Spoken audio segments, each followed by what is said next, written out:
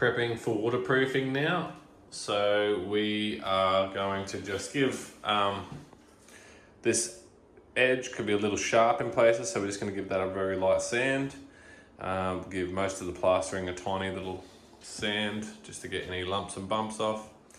The floor has a little bit of plaster from where it's just dropped off the trowel. So we'll just knock those down and give them a scrub with a scrubbing brush, and we should be pretty much good to go.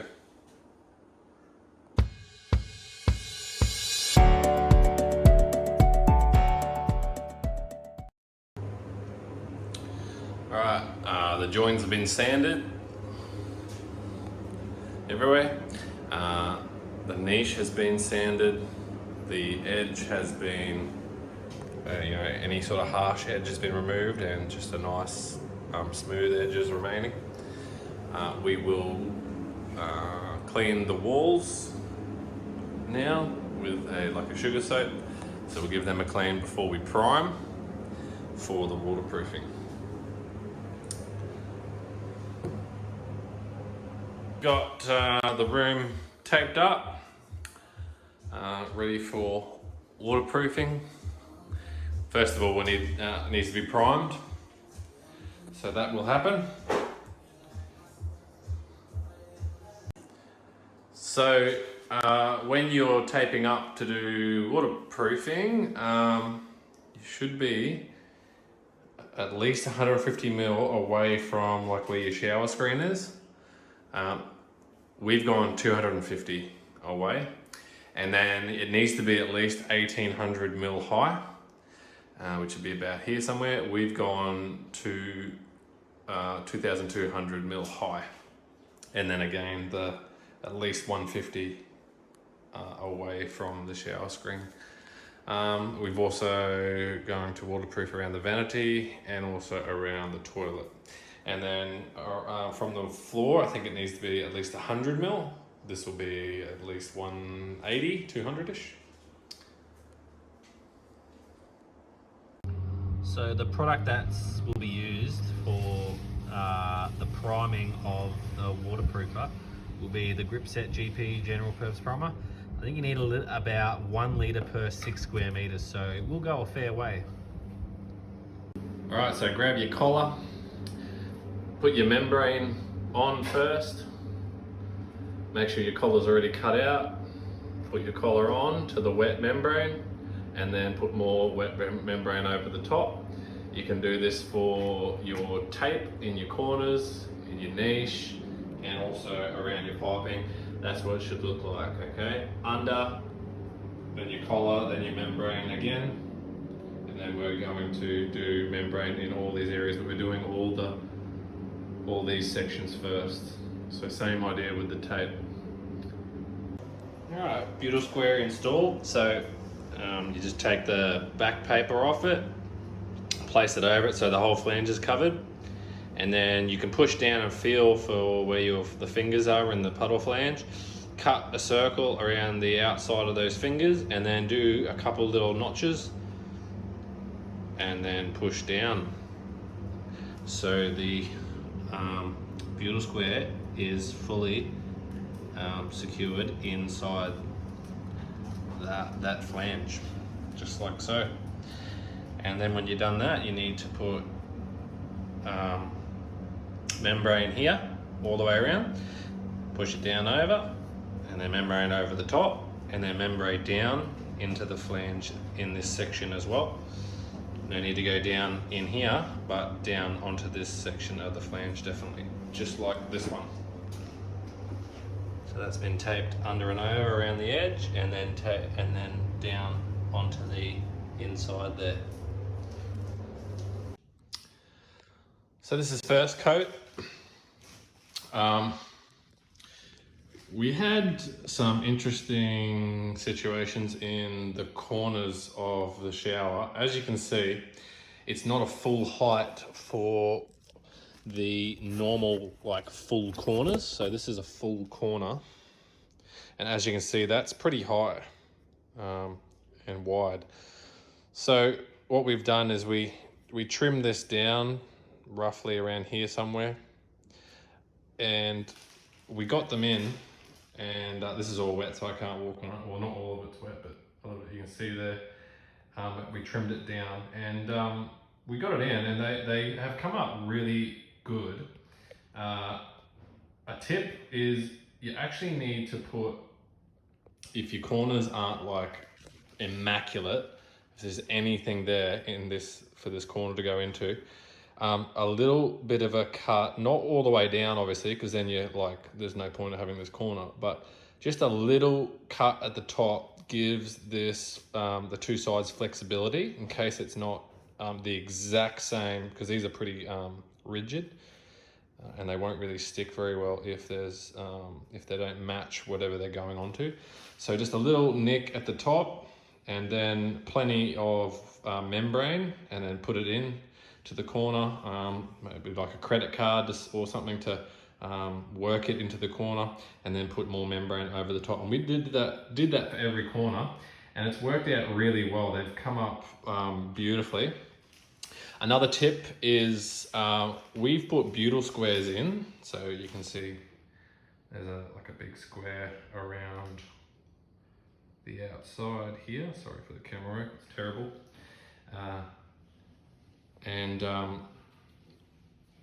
As I showed in the other video, you need to terminate that in on the vertical side of the puddle flange, actually in towards the drain. A tip though is put more you need to put little nicks in it, otherwise you just got like a really tight taunt fabric, and you need to try and curl that down onto the edge of the flange. But put more nicks in than you think, because what will happen over time is any tension whatsoever will tend to peel it away from the flange, and then you won't have a nice seal.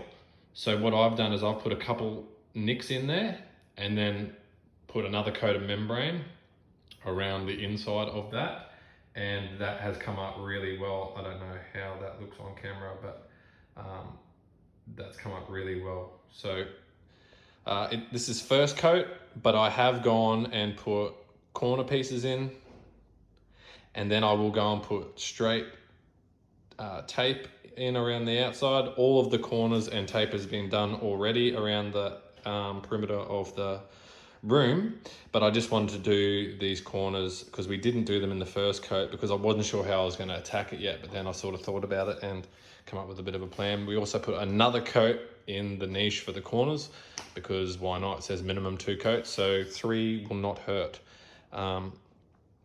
That's where we're up to so far. Alrighty, so we're tanked up, waterproofing's all down, we're ready to do our screed. So for our system, what we're doing is we'll be priming this. Then we've got an Ardex, is it Abercrete? Do a slurry mix, Abercrete, about 2 mil. And what that does, it's like a bonding agent. So we're gonna jam rags down there, do our 2 mil slurry on top of when this is primed, and then we wait about half an hour or so. Do our Abercrete bond, and then we, once that's still wet, we put our Screed mix in, which we're also using Ardex for that, and I'll show you the packets later. A cool little thing to know is in showers you need a fall of 1:60. So how you can do that is grab your longest length. So let's say this is 600 mil. This ours is slightly longer, but let's just keep the calcs easy. 600 mil, and you need a 1:60 fall. So you grab your measurement, divide it by the 60, and that'll tell you how much of a fall you need. And so if you do 600 divided by the 60, that'll give you 10. So you need a 10 mil fall.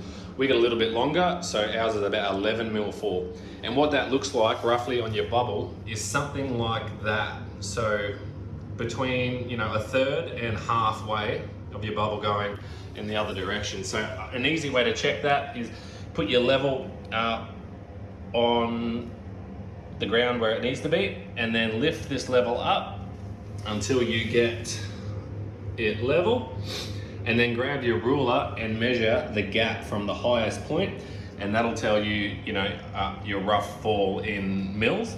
And then when you're screeding, you're not going to be able to just stop all the time and measure with your little ruler. what you'll do is you'll look for the bubble to be in that rough position, and then you'll know that your ratio is about right, and then you might measure when you're pretty much finished. Alrighty, flood test. Water will leak, but we're just trying to pour it in faster than it leaks, so here we go.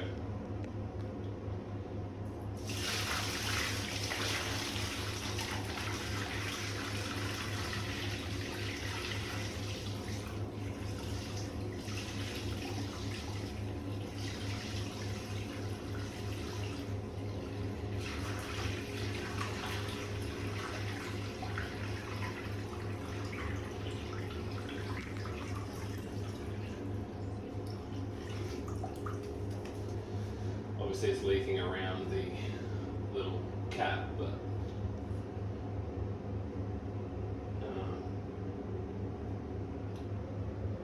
there's definitely no leaks in the shower. Right, so update, all the tape's been removed. We have put a little bit of extra tape, oh sorry, when I mean that tape has been removed, the tape around the outside for the border had been removed. We put a little bit of extra taping on this edge here. It wasn't sharp, but I just wanted a little extra protection. So we put tape along the whole outer edge, as you can see. And we also just put a little bit of silicone in the corners there where we couldn't put any tape. We've also siliconed, so as you can see, there is a little collar in there. We've also siliconed that up, and that's all dried. We've done that around all of the protrusions. And we had a little bit of a problem here with the ponding. Basically, the inside of the flange was very minimally higher, a couple mil, than the outside of the flange. I don't really know how that happened. I think when I installed the flange, I don't know, I should have been able to put the level on it and see that, but I guess I just missed that one. Bit of inexperience for you. So all we've done is take our time and progressively build up a little bit of waterproofing and just let each layer cure. This is like our third layer now, just to build up this area mainly. All the way around the very corner, we've built that up a little bit and then just fanned it out. That way when we do our water test next, it should all just flow in. There should be no ponding around the outside here. Like I said, this is the underneath waterproofing. So there's a screed going on this area in the shower. And then there's a bit of waterproofing going on top of that. So this is sort of the, I don't know, protection layer, I guess, in case the top layer ever breaks. But I didn't want to just leave it to potentially be ponding if the top layer ever did, fail for whatever reason. So we're doing it properly, taking our time. And I guess that's the biggest tip I have for anyone with doing renos is just be prepared for challenges. Don't throw the towel in or get too upset when things do go wrong, because they will. Just try and do the best you can. Take your time, use the correct product. A lot of it's common sense. So we've had a little bit of ponding around this puddle flange. So we built up some membrane without any tape, just to try and reduce that ponding. So here's our last water test.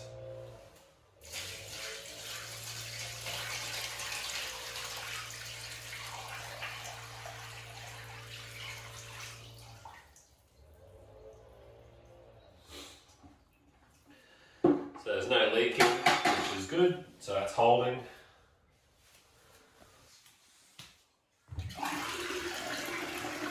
Seems to be draining really well.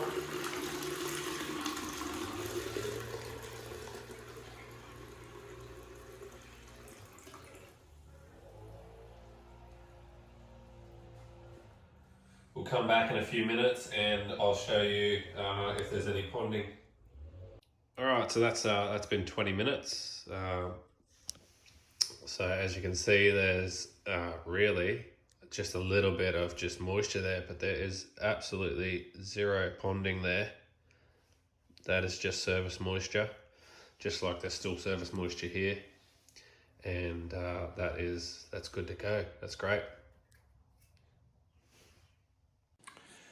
All right, so that's all draining well. It's cured, so primer is down.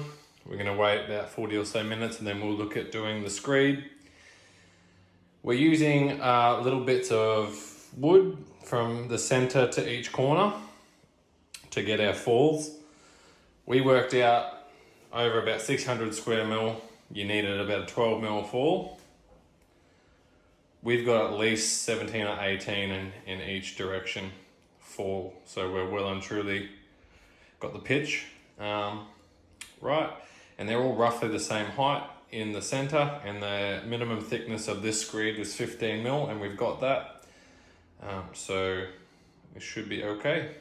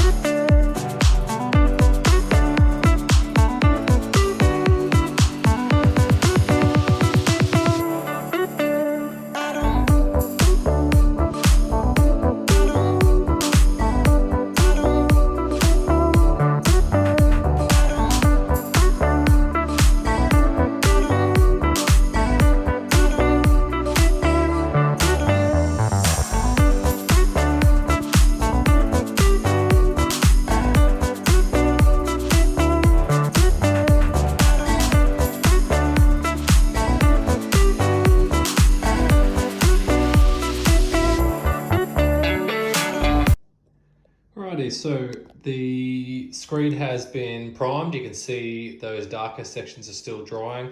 And I've also chucked on a bit of bond breaker there. So that's the Pseudol polyurethane silicone. And so that's the bond breaker there. I won't be using any tape along those edges, the Grip Set B50 tape. I won't be using it there. I will be using it along those two walls there. As you can see, it's tacked up. It's almost ready to waterproof, but I will need to wait a little bit extra for the silicone to dry.